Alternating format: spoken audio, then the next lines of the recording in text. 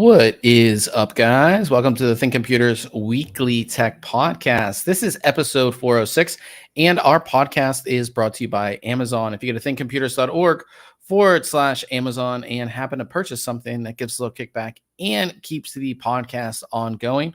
With me, of course, is my co-host Ryan. What's going on? Not much. I was just monitoring the stream like I do, before all of them, and I remembered, and I don't think it's in our show notes, and maybe I'm just gonna spoil your thunder, but we hit 35,000 subscribers. Oh yeah, on YouTube. Yeah, we did. It's actually on YouTube. It's actually 35.1. So nice. Yeah, we're getting up there. 35,000. We did post it on social media. I didn't even know it happened. I got like an email from whatever that plugin is. vidIQ. Yeah, vidIQ. And I was like, oh crap, like 35,000. That's awesome. So thank you guys. We definitely appreciate all you guys. Sure. Everybody who subscribes and interacts with us. We definitely appreciate it. So definitely awesome there in the live chat. We have my buddy Corey. What's going on, man? Corey's been trying to come out to California, man. I gotta get him out here at some point. But yeah, we were it's so funny. So we took last week off because I was coming back from my trip. Yep. And the week before, I said, see you guys next week, knowing that we weren't going to have a podcast. So for everybody who thought we were going to have a podcast this week, I apologize. But yeah, I took like 4 days off, technically 5, because I missed my flight. First time I've ever missed a flight. But you didn't really miss it. I didn't miss it. I just couldn't. Couldn't get on your flight. I couldn't get on my flight.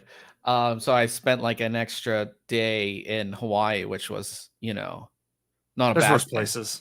Yeah, it was not a bad thing. But yeah, no, I feel like I don't know how you're because you went on vacation like a month ago. About yeah. Like I felt like I needed a vacation. Like I needed a couple days off, and it was really nice to unplug. And obviously going to Hawaii was like a really nice unplug. Like hiking. I did snorkeling. It was the first time I used my GoPro underwater, so that was fun. Oh, that turned out pretty good. Yeah, it turned out so well. Like, so we went with like this company to do like these jet snorkels. So you hold this like jet. Oh yeah. And they had mounts on the front, so I just mounted it on there. And like they had a guy in there doing footage, and I feel like my GoPro footage turned out better. But they only did theirs at like 1080, and I was shooting mine at 5.3K. So because they airdrop it to you after, like right after, so they can't have these large files. But no, that was a bunch of fun. That's really the only tech that I used. I didn't bring my Pocket 3 at all. Didn't bring my big camera. All I brought was a GoPro and my phone. Nice. So it was a nice unplug. I did bring my laptop just in case anything, website goes down. Yeah, I've been working off your phone for that. Yeah, so but yeah, it was just really, really nice to unplug. I was really upset because I had told you this before I left. I flew to Hawaii from San Diego on Hawaiian Airlines. Yeah. And on their website, it says like by the end of 2024, we'll have Starlink on all of our flights. So I'm like, all of our flights to and from Hawaii. And I'm like, okay, cool. I got to get it on one of these flights. Didn't get it at all. Because I was like, I want to see how fast Starlink is on the plane. Like, because typically, I mean, I'm sure you've bought internet on the plane before. Yeah. It's not great. So I mean, it's fine. Yeah. So, but I was like, oh, cool. I get to try out Starlink. Didn't get it on any of the flight. Yeah. So fail. Yeah. We also have Old Man in the chat. Good to see you here. He says it's rare that he catches the streams on time. Yeah. We miss you the past couple times. So good to see you here as well. We are going to jump into all of our reviews. A lot to talk about this week. Lots of new products launching, which is weird because we have Computex coming up and we have some product launches and things like that before Computex, which is a little weird. And everything like that. But if you do want to follow along, of course, we do have our full show notes page here that has everything that we're going to be talking about. So if you want to click through or save an article for later or whatever, it is all right here. Now we're going to start off with this monitor that I have right here. I should have actually turned it on. It is an excellent monitor. It is the Gigabyte AORUS FO27Q3. we did get a sneak peek of this at CES, but there was like no real specs. It was just sitting there. And they just said that it's 1440p at 360 hertz. We didn't know anything else really about it. But this is 27-inch QD OLED panel, 360 hertz refresh rate. And I've been playing games on this thing. And oh man. And I have to send it good, huh? I'm not happy that I have to send it back to Gigabyte. So yeah, it's such I think we see OLED all the time. We've seen it at CES for years now. But until you actually really sit down, like Ryan's always the test dummy at CES, and he gets to play. Like when we go see Samsung and stuff, he gets to play on these monitors and play some games. But until you really spend a lot of time, you don't notice how big of a difference it is going from, like a normal monitor to an OLED. And this is just the quality, how vibrant, how deep the blacks are too, that's just what an OLED offers. It's really, really good. And on top of that, with this monitor, you are getting 360 hertz refresh rate. So this is 1440p at 360 hertz. So there is, if you're in the 4070 Ti to the, through the 4090, you should be able to push that in certain titles. And, if you are an FPS gamer, you're going to definitely take advantage. And for those wondering, we did this test, 3 years ago now at NVIDIA, where we were on the 300 hertz monitor.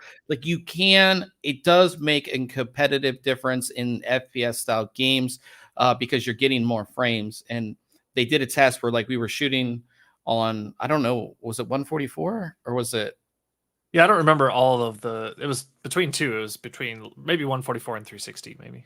Yeah. And you could definitely you scored better at the 360. So I was playing Apex Legends and I was doing really well. And I don't do good. So maybe you need to buy this monitor then. Oh, I'm going to be playing on it tonight. I'm going to go over there and play Apex on it tonight.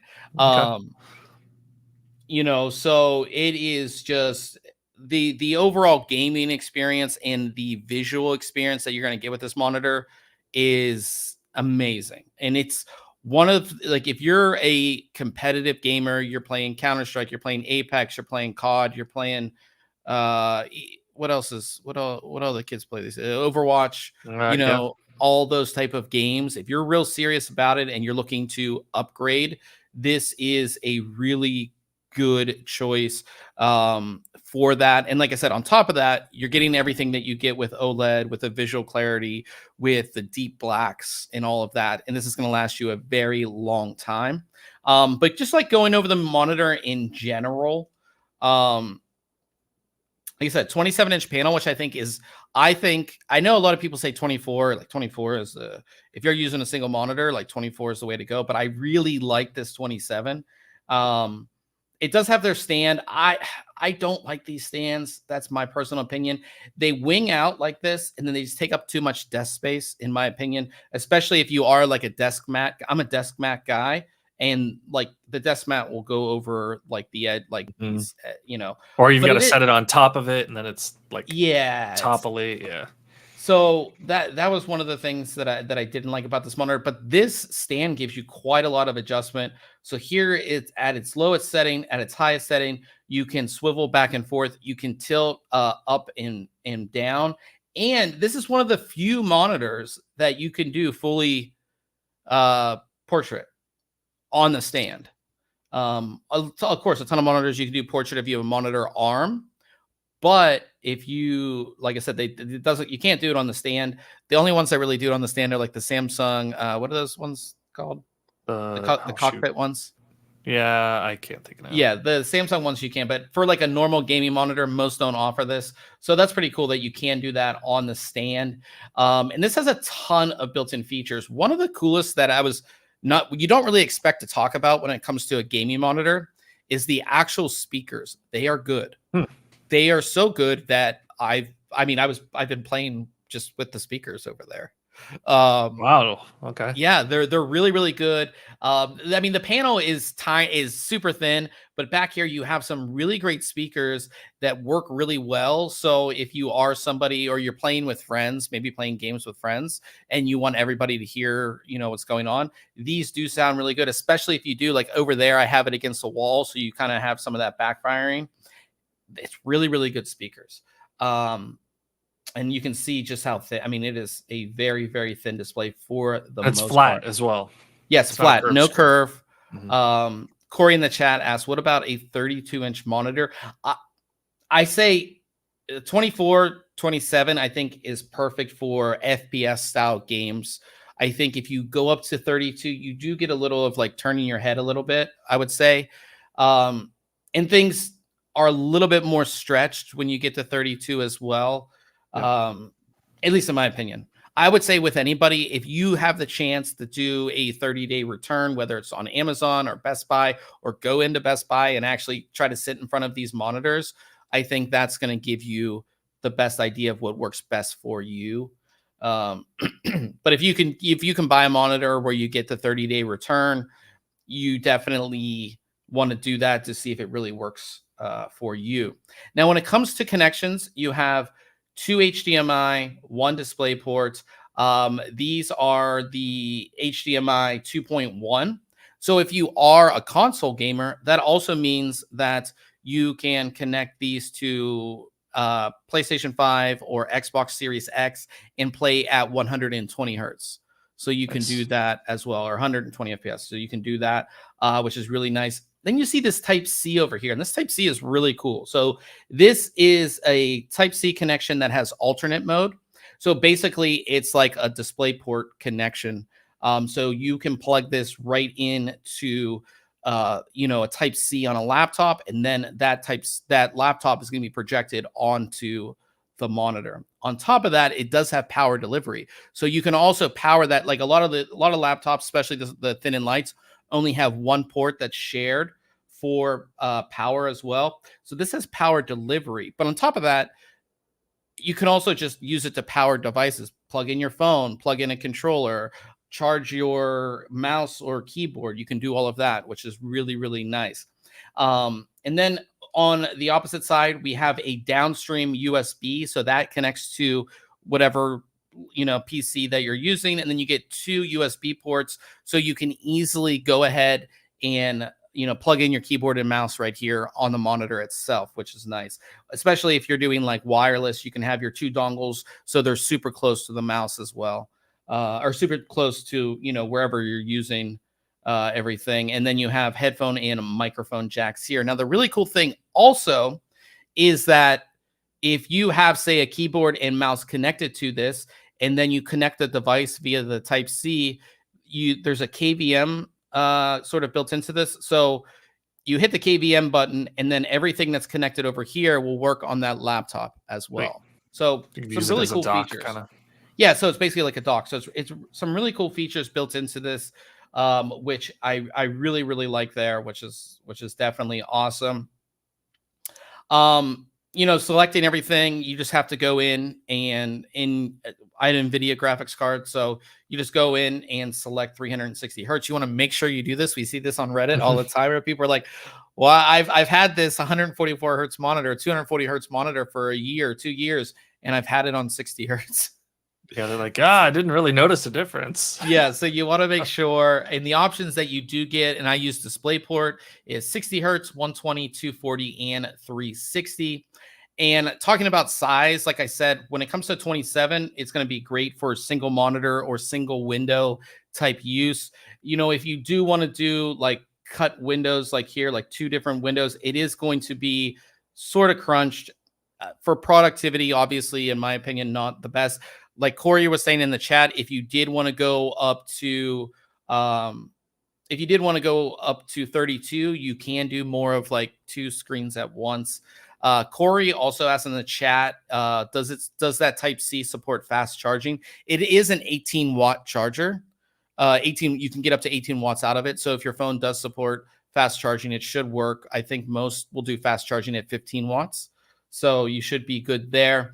One of the things when it comes to OLEDs is people do talk about text clarity. So it's kind of hard to show. And in this image, especially through the stream, you're not going to be able to tell. But you will see red sort of fringing around the text. And people have complained about this a lot. I used this monitor for 3 weeks. And while in this image, you can see the red fringing, me looking at the monitor, I didn't notice it at all. This is very zoomed in too. This is like I took a picture of the monitor.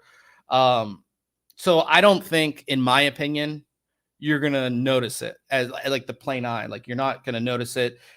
People have talked about like getting headaches and stuff. Not in my testing with this monitor. I didn't notice it. But that's a per person thing. The on-screen menu is great. Allows, it's really nice. And there's a little joystick right in the center under the monitor. So really easy to go ahead and access everything. It's not one of those clunky ones. We've all seen the clunky, menu systems for monitors. This one's really nice, really easy to find everything.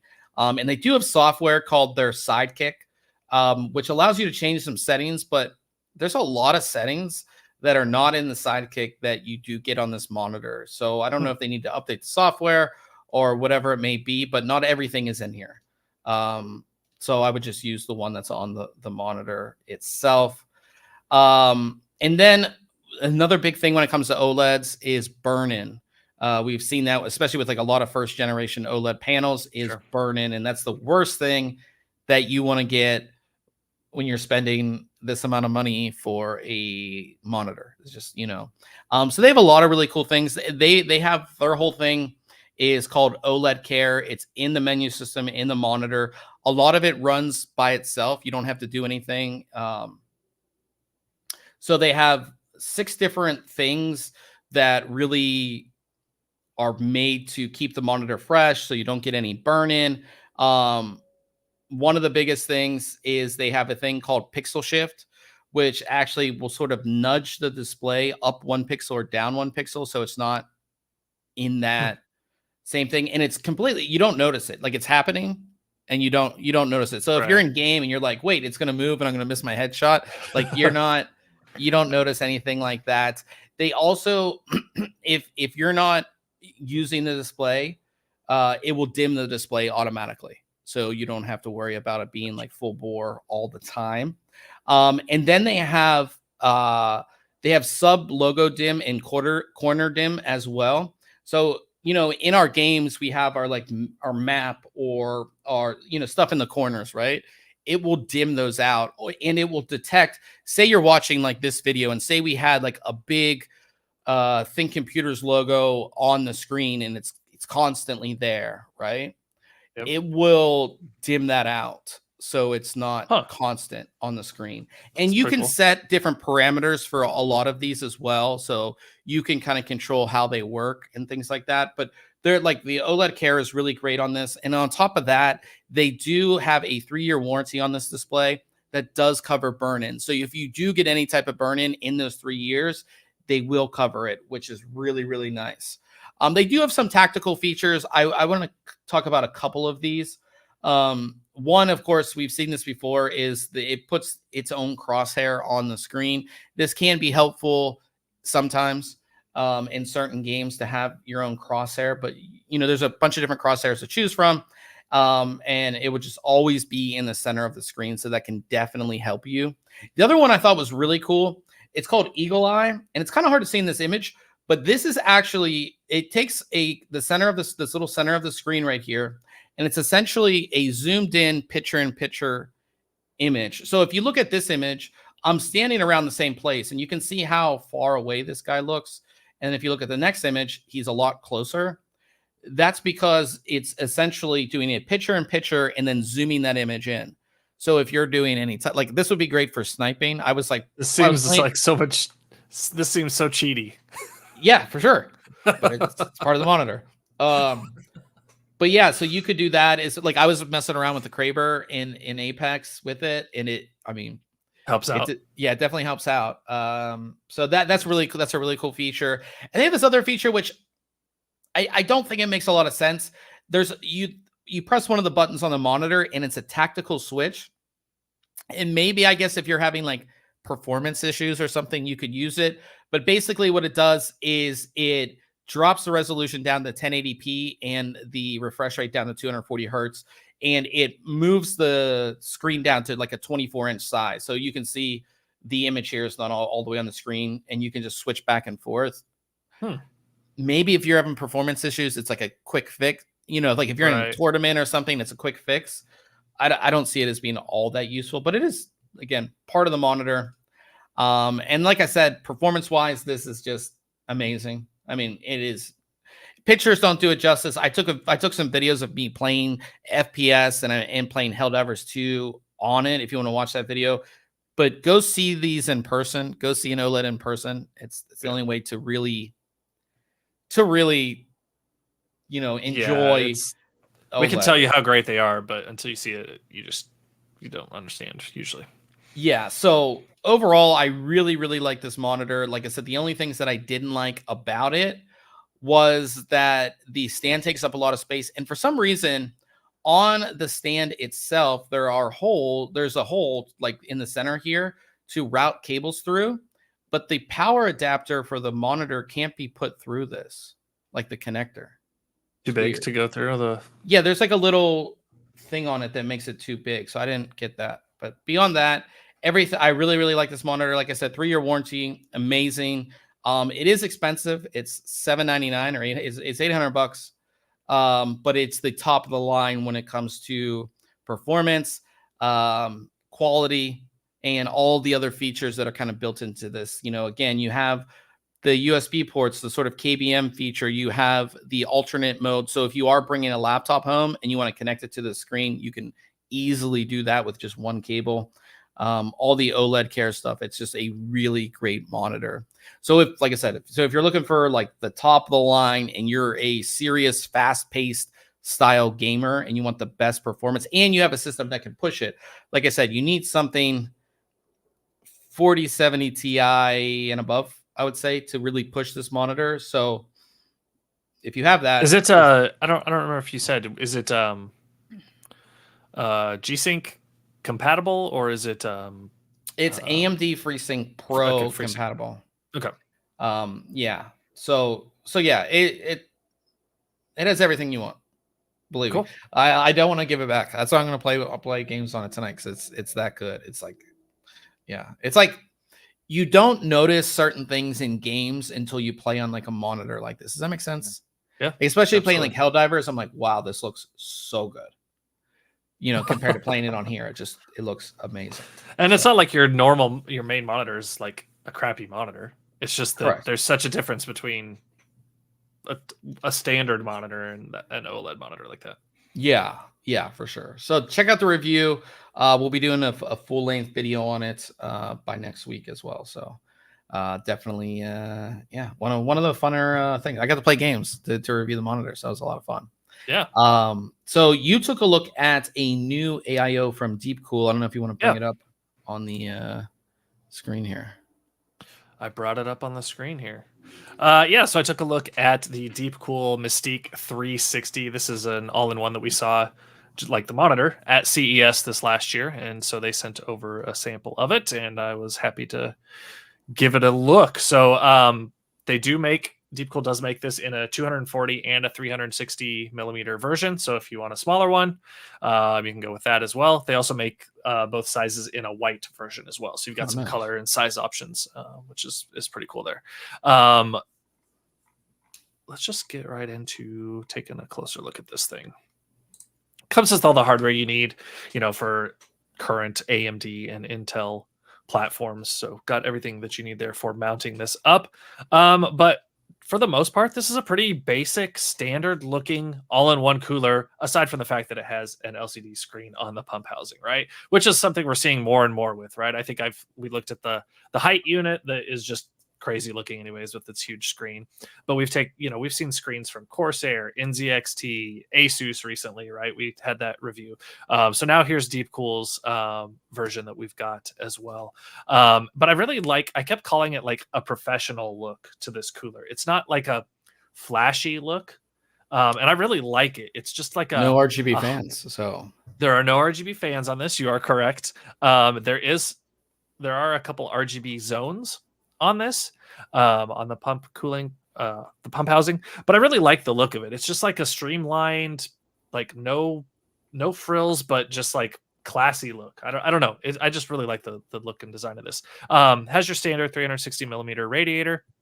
It's 27 millimeters thick, so back to that kind of standard thickness that we typically get with all-in-one coolers, and a pretty good fin density here at 20 fins per inch. And again, it has, we saw this with DeepCool's, what was it, the LS720 that we reviewed about a year ago or so. They have their unique pressure relief valve here on the side of the radiator, and what that does is when the cooler heats up and the liquid inside there heats up, right, it's going to expand. And a lot of times you'll end up with liquid either coming out of a unit via a seam, or penetrating the rubber hoses, all sorts of ways, and you can lose some of that liquid in the cooler. Well, what this device here on the side of the radiator does is it actually expands out a bit, so it increases the volume inside of this loop, so that you don't have any of that liquid cooling loss, which is pretty cool. So they've continued on with that solution on this cooler as well. So I was happy to see that there. Another nice thing I really liked was a lot of times on these all-in-one coolers, we get just like a real basic, almost cheap looking crimped on connectors for the tubing. Not with this one. DeepCool put some nice gunmetal satin covers over those. It's just like those little touches of detail that make this look nicer than your run-of-the-mill all-in-one cooler. We have braided hosing there as well on the cooler. And here's just a quick look at that pump housing and the screen. It's a 2.8-inch LCD. It's 640 by 480. However, it can be 480 by 640 because it has a built-in gyroscope that knows which orientation you have it in, whether you've got it in more of a portrait style or landscape style orientation. Yeah, so you can mount this up. The way the mounting hardware goes onto it, you can mount it, in either orientation, and it will kind of reconfigure itself based on that. But again, you can see here, it's just like a really, I don't want to call it plain looking, just a no frills type of cooler there. We have the same like it's covers. like you said, it's like a very professional look. Yeah, yep, absolutely. And like the sides of it are very plain. Again, we have those fittings there that look really nice on the side. There are, as you can see, a lot of cables though coming out of this cooler, which I'm not a huge fan of. There's 4 cables that come out of the body of this pump housing. You've got RGB lighting, you've got your 3-pin monitoring for your pump speeds, you've got power, and you have you have USB as well. Yeah, and your USB, thank you. So that you can control the screen. So you've got 4 cables coming out of there, which is kind of a... I feel like you were spoiled by the height cooler. Yes, absolutely. I understand that, right? Like, we're not going to get away from this from everyone. But at the same time, like Arctic Cooling, their AiO that I looked at probably 2-3 years ago, it ran all the cooling up similar to how Height did for the fans and everything, right? It didn't have a screen on it or anything, but they ran all of that up through there, and it was a clean look as well. So it's doable. It's just we're not there just yet. Sides of the housing, like I said, it's just a very plain looking unit. On the side, this is like the left side, and the right side looks identical, but under here there's some RGB lighting zones, so you can kind of get like a underglow backlighting. I feel like that's like a thing, because the Height one had that too, and I feel like that's the Height had the lighting on the back of the screen. This one has it on the sides of the body, and it kind of illuminates the area around your cooler that maybe a if you had a heat sink with an RGB fan on it or something, it might get lit up by that. This is just a way that DeepCool lights up the area around your CPU area. Pre-applied thermal paste makes installation super easy. You don't have to worry about putting any of that on there. And then we've got these FT12 SE fans. These are pre-installed in a push configuration. So that's another really nice installation piece that I like, as long as those fans are in the right orientation. I use push orientation in the test bench that I run. So that was perfect for that. Just speeds up. I feel like most people time. do. It's very rare that somebody's installing an AiO like on the front. On the front, right? As intake. It's very rare. Yeah, this just speeds things up. They've got a range of 500 to 2150 RPMs. Some good air pressure and airflow with them. They're nice and sturdy fans. They've got a nice rubber pad at each corner to keep vibrations and noise, things like that, to a minimum. And they are daisy chained with each other. Now, there's no RGB, like Bob said. These aren't a lit up fan, but they're also not like cableless. We've seen a couple cableless designs, again, from NZXT, Asus, Lee, right, with just a pogo type connectors between fans. These are not like that. They still have kind of a daisy chain cable, but it's better than nothing. It's better than a long cable going from every fan back to a like lighting hub or a 3-to-1 pigtail, right? So still a really nice convenience piece there for installing this. Keeps cable mess to a minimum. Installing super easy. Again, here's another view of those fans on the side, and it's nice because you could also daisy chain if you wanted another fan onto the end here, or another set of items. You're not capped at the end of this one. You just got to make sure that whatever header it is you're plugging into can support more than 3 fans. Like I said, it has the option of installing Intel or AMD hardware. So I put on the AMD hardware here, and you could mount this, right here. I've got it on these sides, but you could flip these brackets to go on the top or bottom if you wanted to have that orientation changed for the way that cooler's laid out. You take off the standard AMD mounting hardware and put some mounts on. Super simple install, just threads on with thumb screws. And here's just kind of a quick look at the system. Yeah, very professional look. And I do like the gunmetal. Yeah, it's really nice. I'm glad they didn't go with just black or the white, and the white looks good too. Don't get me wrong, it's still neat. Yeah, I think this would look really good in like a workstation, like a graphics workstation or something like that. I think that could be really cool looking. Test wise, this thing performed pretty well. Idle tests or idle temperatures were towards the bottom of our. Whoops, I put that in the wrong spot there. I'll fix that. Yeah, so 28 degrees idle for our cooler here, which is right, towards the middle, lower end on idle, but it's low temperatures. We're again tied for best or second best with a lot of other 360 degree coolers that we've had. But right now, DeepCool is at the top of the charts for our cooling in this test bench. So really nice to see that there. Really great performance out of this thing. Which I really liked. There is software that goes along with this. Obviously, you want to be able to control what is on that screen. And you can do that with the software for the Mystique 360. So I've got some screenshots, and there's also a video on the page as well. This should be a video. No, there's an issue. There's an issue with embedding right now on the website. Okay, gotcha. Yeah. So there's a video. I go over kind of the menu structure and controlling this and show you all the things that you can put on the screen. You can have it showing temperatures, speeds, voltages, animated images, just about whatever you want on there, right? So you can do all sorts of stuff with this. Here you can see kind of that back glow from around the sides of the cooler, and just one of those screens there. So it gives you kind of that back glow look, which I really liked. And I liked a lot of the built-in screen animations that they had. There's not quite as many as we've seen with, like Asus had a lot of stock options for you. There's not a lot of difference between the DeepCool options, but there's still quite a few. And you could, like I said, always put your custom stuff on there, but you could put animated images, like a picture of me dancing. There's another cool thing though that I liked, and I have it enabled on this, is the RGB lighting on the sides can match up to the whatever is on the screen. Oh, that's cool. So it's like that, with TVs, you see the ambient light that matches, because you can see here there's like this little brownish orangish color that matches the color of the table, and then the greenish color here, and it works really well. It's really pretty cool. Very cool that they added that option there.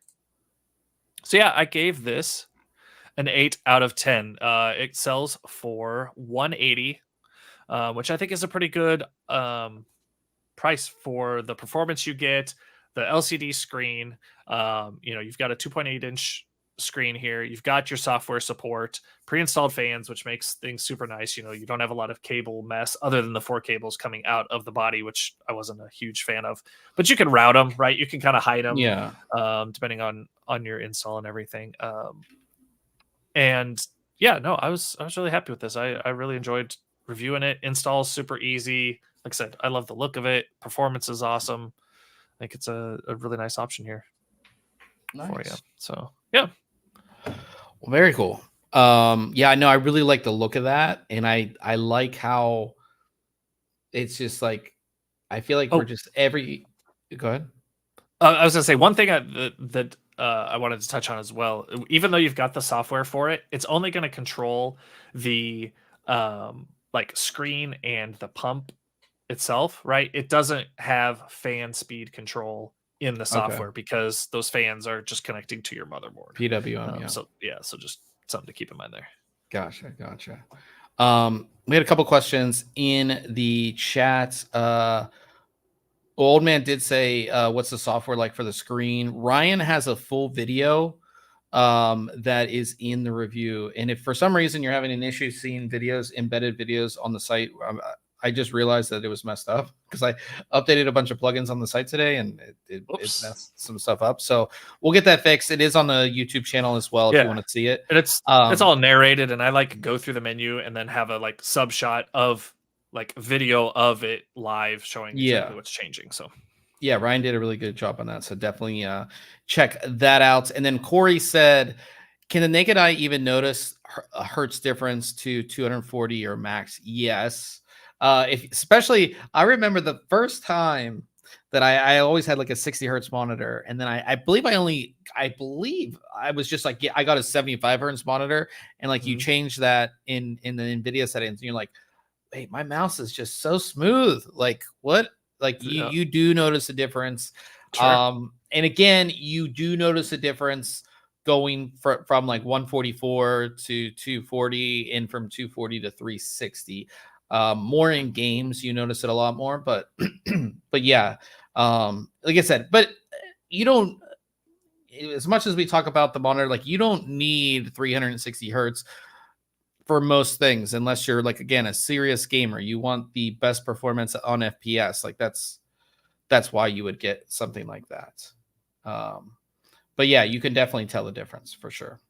Our last review is of this. I'll make myself big here so you guys can see this.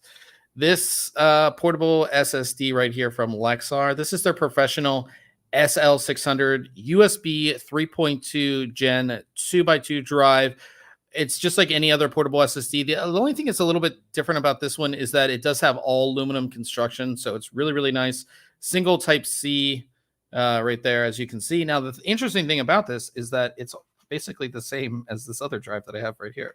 These two are from Lex. Yeah. So this was their SL66 something Blaze. I forget what it's called, but it's essentially the same drive. And I've had this one for over a year. It's kind of beat up a little bit because I've used it quite a lot, but they're essentially the same drive. They just made this one as part of their professional line to really cater to digital creators, photographers who need to transfer a lot of data. So with USB 3.2 Gen 2x2, you are going to get speeds of up to 2,000 megabytes a second, which is the fastest you're going to get on USB 3.2 Gen 2x2. So in our testing, right up to these specifications. Let me add me in here. So, you know, you can see in Crystal Disk Mark, we're right around those speeds, which is really, really nice. And this competes very well against all the other USB 3.2 Gen 2x2 drives that we've tested. And you can get this up to, I believe, up to 4 terabytes, I believe. Nice. So the 2 terabyte version that I reviewed is $196. There's nothing like it's a portable drive that works, that performs up to its speeds, good quality. So I can't really say anything bad about it. So I gave it a 10 out of 10 and recommend it. And it's a really nice size too. Some of these are like really thin, or not thin, but like, I don't have one here. Like this one. So like this one's from Kingston. and nothing against Kingston, but like this just doesn't fit in your pocket as well because it's a little bit thicker. This one's thinner, and it's almost like a wallet, if that makes sense. So I feel like it fits just better in my pocket if I'm using this in my pocket. So yeah, really liked it. Definitely check out the review there. We'll move on from there to Case Mod Friday. And this week we have a build in the Hz Y70 Touch. This one is from Archetype Origins, and it's called Monochrome. Really nice black and white design here. I just flows really well. I hate to call it simple water cooling, but it's very, very simple, very just kind of to the point, you know, bits power cooling here and some EK cooling as well. So bits power fittings, EK on the blocks. Any thoughts on this one? Fans. No, it looks great. Yeah, I like this. Like you said, you hate to call it simple, but it looks like it's straightforward. There's no crazy bends or anything. Everything just looks like it fits well. And I feel like the colors go so well. So the chrome goes well with the white lighting that they're using, and then the black, the case is black, and they've designed the screen at the front, so whatever they put on the screen here is like this black and white, which is going to look great. And it's nice to see, like, because if the Hz Y70 is still kind of small, so they mounted the reservoir here to the fans, which is pretty cool. A better shot. You can That's how mine is in my build. Oh, okay, I didn't know that. I don't remember your build. It's been a while. That's all right. You need to do a new one. That's what you need to do. Yeah, I do. But yeah, it's mounted to the fans, which is pretty cool. So yeah, just a really, like, again, I hate to call it simple because it's not. Because I could, I mean, maybe I could do it, but you know what I mean. It's just, yeah, it just works. I love builds that just work and there's no crazy complexity to it. It's just a good solid build. So yeah, so shout out to Archetype Origins for this build. Of course, we have their their Facebook linked and everything like that if you want to check it out, and the video that they did, and the embedding is working on my end right now. So wonderful on the website. So yeah, so go ahead and check all of that out if you want to do it. And of course, we have our full section of Case Mod Friday builds. So if you do want to see a bunch of builds on the site, all you do is just go to articles, Case Mod Friday. How many pages do you think we have by now? I don't remember. I don't know. Take a guess. Like 73. 63. Oh, you're close. 63 right. Pages of builds. So we have quite a lot. So if you want to check that out, definitely go ahead and do that. We'll move on to news. Lots of gaming handheld news. The first thing is is it me or just like, did the ROG Ally already come out? Like it just came out. Yeah, I mean, it doesn't feel like it's brand new though. Like I feel like we've had it for a while. Okay. But not like long enough to lead to this story. Yeah, so apparently Asus is going to come out with an ROG Ally X. And it's essentially an ROG Ally. You're not getting much difference as far as running the same APU, the Z1 Extreme. So it's still gonna have that. It's going to have more battery life. I think it's the thing a lot of people did complain about was the battery life. More RAM and more storage. So from what we've heard, the battery is supposed to be 40% better battery life. Wow. More RAM, and it's going to be 1 terabyte. So with the ROG Ally, the one that had the Z1 Extreme, you could get it with 512 gig and 1 terabyte. This one's only going to be 1 terabyte.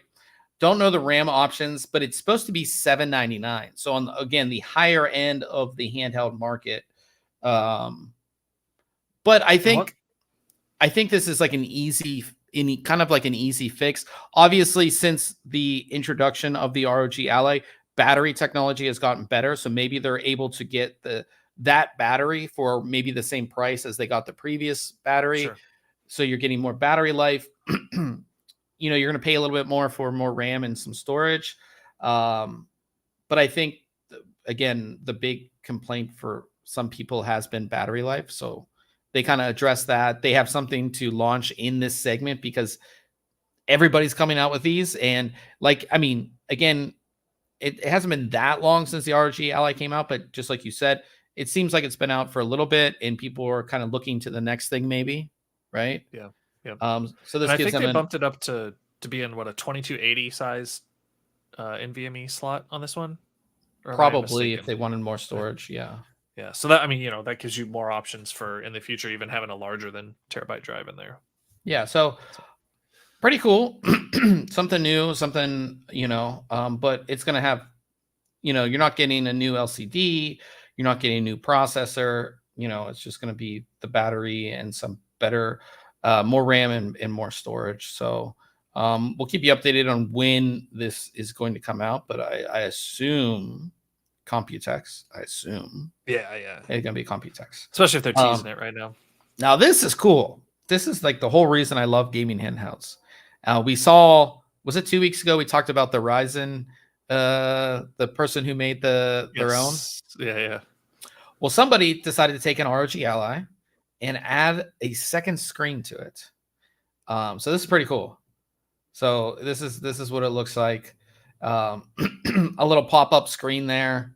Like what was that, the the DS? Yeah, like a Nintendo DS almost, but I think this is really cool. Obviously they had to mod and add the second screen in themselves.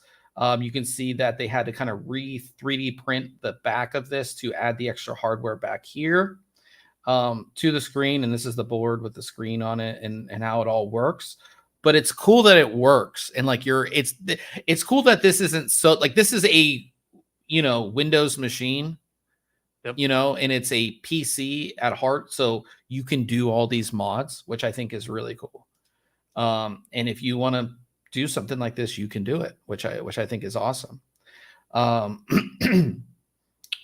I like the two screens. I don't know how much heavier it would make it. Right. Well, and like, what's your battery life too with this thing now with two screens, and you know, obviously performance as well, depending on what you're playing, but or using it for.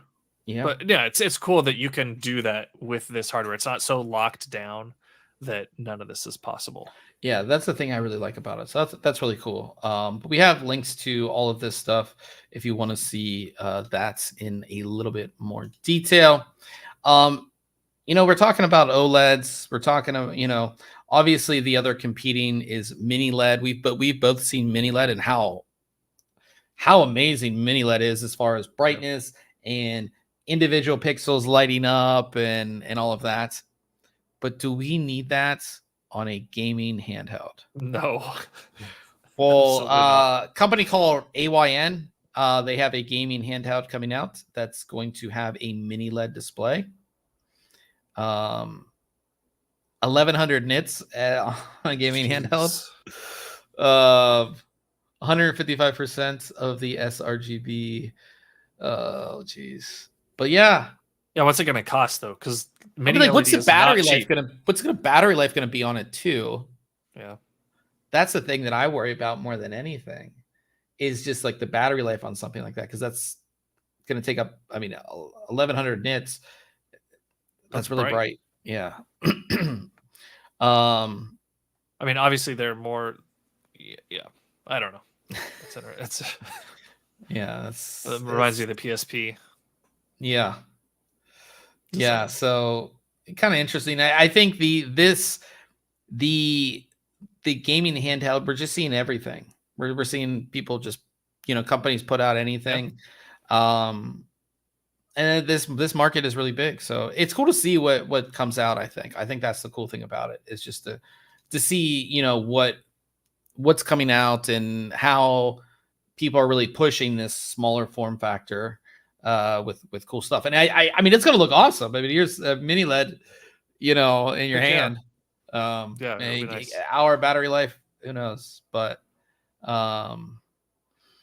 old man in the chat says there was a Ion Neo flip dual screen Windows handheld on yeah, we talked about that one, the one that flipped open, and they have a couple like that. But talking about Switch, president of Nintendo, we've been talking about the Switch. When's the Switch 2 coming out? president of Nintendo confirmed Switch 2 will be announced this year. Announced doesn't mean it's available. Okay. Do you think? So you don't think holiday season we have Switch 2 in stores for holiday season? No. And that's a perfect time to launch it. I know, but okay, we will make an announcement about the successor within this fiscal year. Nah, it's not going to be out in 2024. Okay. That's your prediction. We'll write that down. Okay. So it's recorded. So when it comes out on Black Friday, no. Yeah. You owe me a drink at CES or vice versa. Okay. So that's the Switch 2. A lot of people, I mean, there's been a lot of hype around Switch 2. A lot of people are talking about it. So now talking about something, and this is the new thing, and we've seen it. I mean, obviously AI is great, right? But now it's a catchphrase. We're adding AI to this, we're adding AI to that, this is the AI, this is, and that's the thing you're going to see on tech. Oh, your phone, it's an AI phone, it's a blah blah blah. Like, it's going to be the catchphrase. You're going to see it over the next couple of years. Well, Miniswarm announced the world's first AI mini PC. It is their Atom Man X7 Ti, and I actually really like this mini PC. Really like it for a couple different reasons. One is that it has this really cool screen on it that shows like all of your stats, which I think is really cool. Dual 5 gig NICs on this too. Bang. They're right here. So you have that. This is not included. This is really cool. This is like this is their dock, or the graphics card dock that they have, which looks really cool, but that's not included with it. But it also has a webcam built in, and it's on the stand. I think for like productivity, that's awesome. So they have a webcam built into it on the, in the device, which is something you really don't see on a mini PC, but I think they've designed this really, really well. And you can connect up to 3 displays with this. Like it, and it, like I said, inside it does have a Intel Ultra 9. It has Intel Iris Xe graphics, supports AV1 encoding. So if you're doing anything like that, these Miniswarm boxes are awesome. Yeah, they do a lot. I don't feel like they get enough credit. Not that like we would use something like this, but for like if you needed something that just kind of got the job done, but also had a lot of other really cool features, and these look great. Like that looks really cool, like sitting on your desk. And again, it has the webcam built in. Depending on what you can show on that screen, right? Like it could show, like in this, they're showing it looks like CPU, GPU, like techie stuff. But like if you could show like your calendar or your next like items at work, like here's your calendar items, here's like that. Yeah, that'd be pretty cool. Yeah, because like I feel like the like the all-in-one PCs with the screw, like it's like looks like a monitor, but it's like I don't feel like those ever really took off. Yeah, we use some at work in a couple use cases, but yeah, there's a lot of cool things you can do with them, and where you don't have room for a PC or something, or you don't want cabling, right? Everything's all in one. But yeah, I don't think they took off. There was a while when it seemed like they were designing them for like everybody to have in like their kitchen. Like it's the family computer, right? The family computer. I think they were popular for that for a while. But you also have like some heat issues sometimes. Yeah. I like I said, I could see these being deployed in like an office setting more than, they're small, comes on a stand. Obviously, it looks like you can adjust the stand too, because this one's angled. Dual 5 gigs interesting too. Well, this is made for AI. You can do AI modeling and all that kind of stuff. Bandwidth to, and it looks like they got some Adobe Premiere running or whatever video editor this is. They got some coding over here. They got whatever this doing is. Everything. Yeah. So no, I just thought it was really cool. And it has an look at that SD card slot. Something we don't get anymore. But yeah, that's pretty cool. It's you know, I thought it was pretty cool. But you will see AI be added to everything, right? Everything's AI. Yeah. But I actually really like this mini PC. I think it's cool. So that is it for the mini PC news. We did get the leak on the Corsair One i500 when it came out. That is there. We talked about it even before when it was teased, and then we had the leak a couple days before it came out, and it's been out. There's reviews. If you want to get information on it, check out the reviews. I'll actually bring up the Corsair website so we can take a look at them. They had an interesting design. These wooden designs. Yeah, it looks all right, but I'm surprised they came out with it as their initial offering. Right? Yeah. And like that's the only option you get. Yep. You get dark wood or light wood. That's it. That's all you get. No, I don't like the look of the light wood, to be honest. I honestly like it better than the dark wood. Oh, I don't know, maybe. But yeah, so these are small. These are small, like you can see, you know, decently small because there's a keyboard. Not cheap, obviously, but this is a fully fledged PC. So this is a Core i9 14900K. This one is the RTX 4090, 2 terabyte M.2 SSD, 64 gigabytes of DDR5, Windows 11 Pro, all liquid cooled inside. So this is kind of what it looks like. Everything is liquid cooled, including the GPU. You can kind of see the block and the pump right on it. Yeah, kind of interesting. And how the radiator pulls out, that's going to go over top of everything. It's got like a single 120 or 140 for the CPU, which is like interesting considering it's a 14900K, right? And then a dual fan, larger radiator for the GPU. Yeah. Yeah, 14900K. Yeah, now again, the original one that I took a look at, it was very, no, I mean, it wasn't like extreme. It wasn't like having like a normal tower cooling, but it was good. I assume this has to be decent. So they have two versions. They have this one, which again is the 4090 and the 14900K. The other one, I can go back here. So that one's $4,400. The one that's $3,600 is 14900K and 4080 Super. I would honestly go with the 4080 Super. And 32 gigs of RAM on that one. Yeah, 32 gigs of RAM on that one. Yeah, pretty cool. I think these are really good. When I reviewed the initial one, I think they're really good for people who want a high performance PC that's going to sit on the desk, much like an Xbox Series X or a PS5. This is a little bit bigger than those, but around the same form factor. You don't have to worry about anything. You just turn it on and you're gaming, Yep. And yeah, I wish there was another option that was not wood. That's the only thing I would say. Yeah, because I liked the all metal design of the previous ones. They looked really nice. Yeah. Not that these don't look nice. It's just not my style. I think the wood look is a much smaller customer base than Old man in the chat said DeBauer reviewed the Corsair One i500 very poorly because of the cooling. So yeah, there are reviews out. I haven't seen or watched any of them, but there are reviews out of this system. So if you're interested, definitely, as we say with all products, go watch more than one review, see what these products do before you buy them.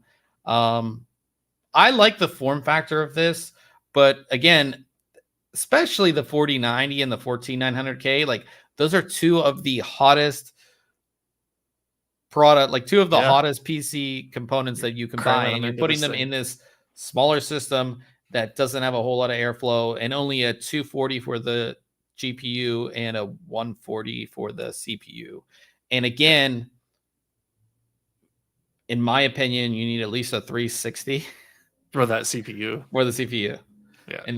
Yeah. So like I said, interesting. I can't because I haven't watched any of the reviews or read any of the reviews of it. But we just want to tell you that it is available, and I like the design. I just wish it wasn't wood. It's not everybody's thing is the wood. That's all. Corsair did also announce their new MP700 Pro SE. This is a PCI Express 5.0 M.2 SSD.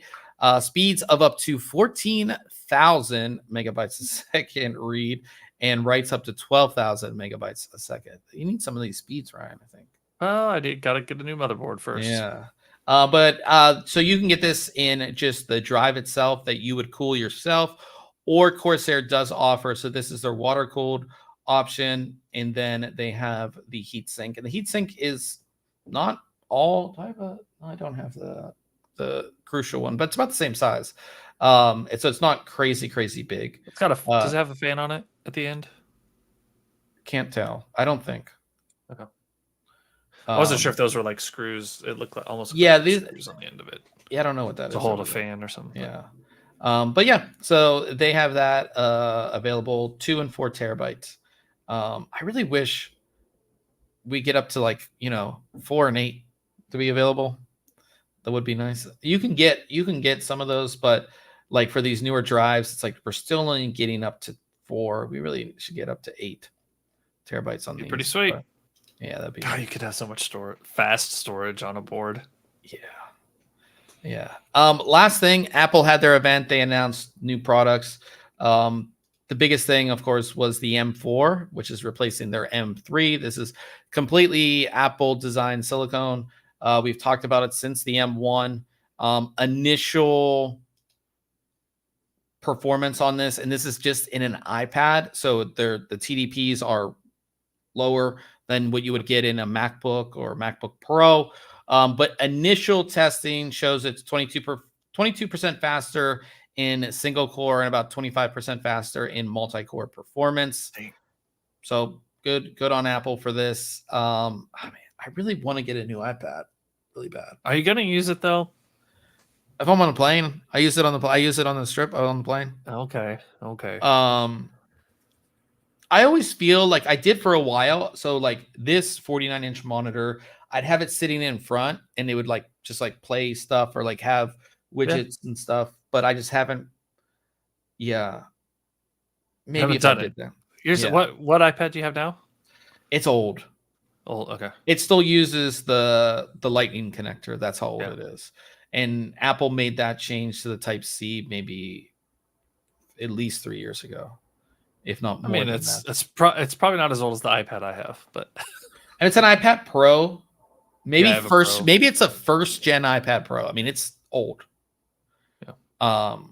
But I use it on the plane to if I connect to the internet, do emails, watch some YouTube maybe. Yeah.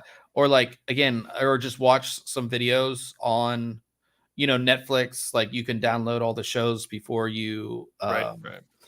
So do it for that. Or if I just want to have something smaller with me than a laptop. It is a good device, and it's still great. It's not like it's slow or anything. I just kind of want a new one. That Type-C connector opens up so many more possibilities for and you can't really buy, if I wanted to get another accessory, you can't really buy accessories anymore that use the Lightning connector for the iPad. You can put your wireless mics on it now. You can put, external storage real easily with Type-C. Yeah. There's so much more. So, but cool to see. Like I said, I'm always impressed by Apple as far as their CPUs since they came out with the M1. And just to see the progression of it. So pretty cool to see that. But that wraps up news for the week. Coming next week, I have it's right there. That's what I've been using to test this monitor as well, is a fully built custom PC from Yiyan. So this is one of their Phoenix systems. So it's this is what it looks like. It's actually we saw this case at CES. Full, if you're not familiar with Yiyan, they make a bunch of stuff, but they do fully built PCs.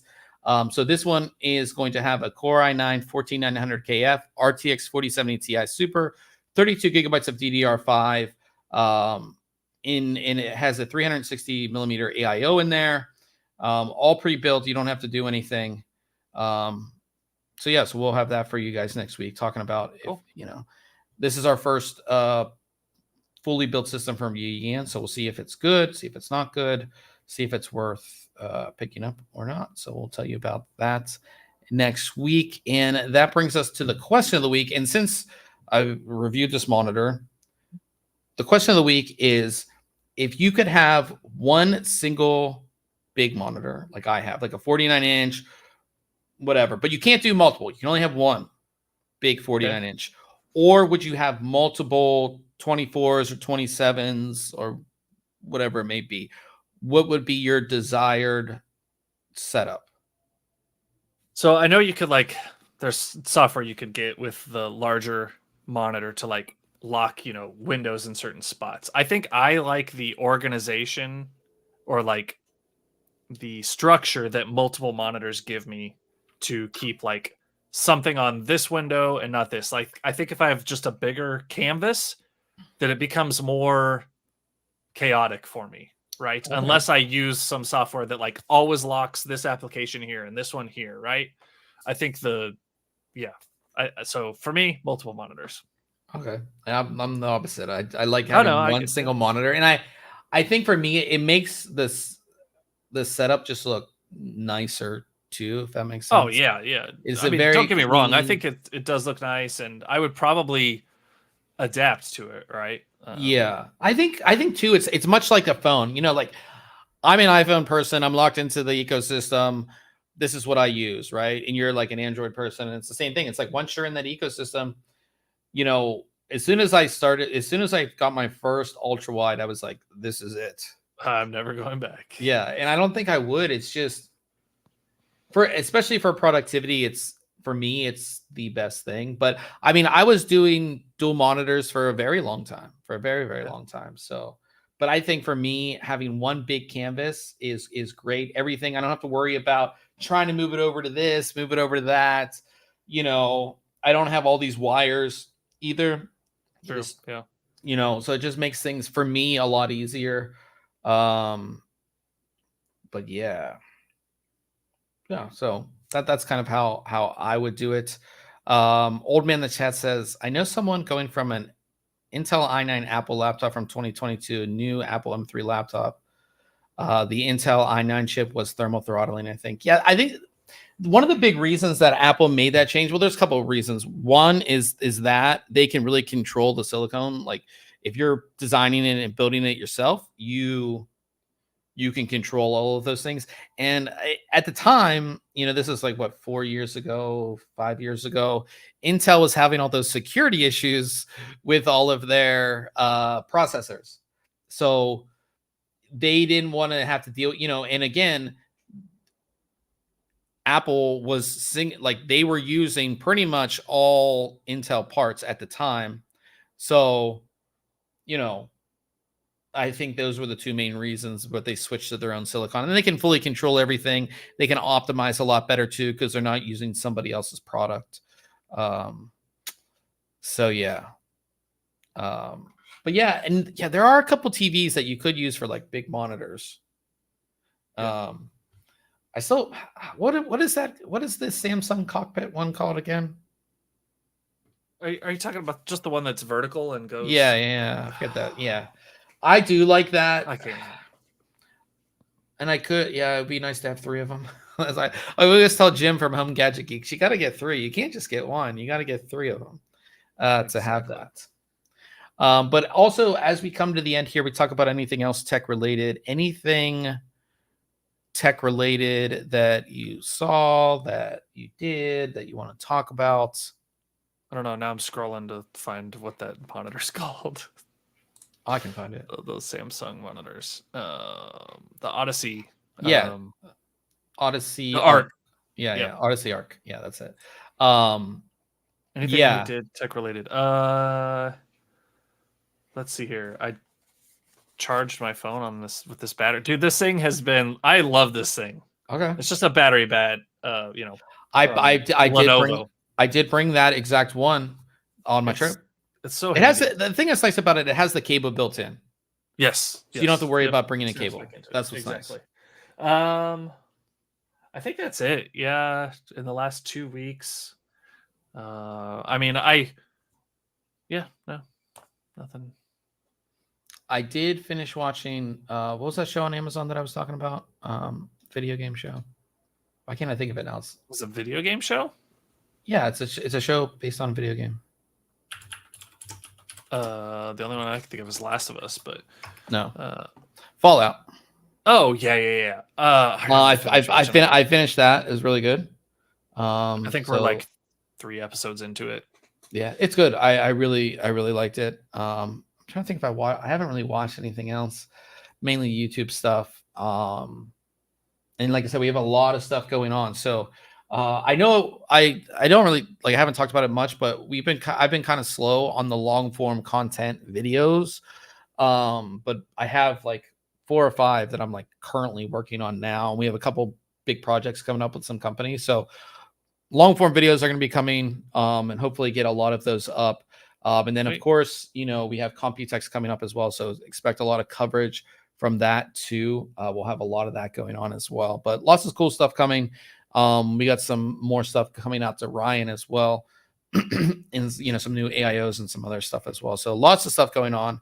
But yeah, that is basically it for this week. Of course, Ryan is going to be running our gaming stream. I'm going to move over there to the OLED, and hopefully I'm better. Maybe it's just all in my mind. Maybe it's all in my mind. Maybe I'm not good on the OLED. Who knows? We'll find out. He bought an old man bought an Alpha Cool D5 pump res combo. I didn't realize he was on a custom loop. Me neither. Oh man, Kingston NV2 1 terabyte M.2 drive for $35. It was on sale. That's wild. There's been some really good sales. There's a lot of good sales going on. We put them out on social media. Like if you follow us on Twitter or Facebook or what's the new one called, Threads? We have Threads account as well. We put out deals every day there on Amazon, and there's some great Ryzen deals right now. Everything's on sale. All the prices are going down because there's nothing new coming, at least not until Computex time. So I'll show old man this because he'll appreciate it. But I haven't talked about comics in a while, but that one showed up today, old man. So Nova #1. So is that a good one? Yeah, it's great. How much is that worth? I don't know. Don't worry about it. I was wondering how much you're spending on comics. You gotta watch out, I think I paid $75 for that. Like how much is it worth though? In that, like 75? About $75, yeah. Okay, cool. Probably maybe a little more. Gotcha. All right, guys. Well, like I said, we will have the gaming stream up over on Twitch. Ryan runs that, twitch.tv/ThinkComputers. And this week, I will say that we will see you next week because we will be doing a podcast next week. Yes. We won't be skipping, at least not for the foreseeable future. So we will see everybody next week. And thanks everybody for coming out. Old Man and Corey in the chat. Definitely good to see you guys. And yeah, let's get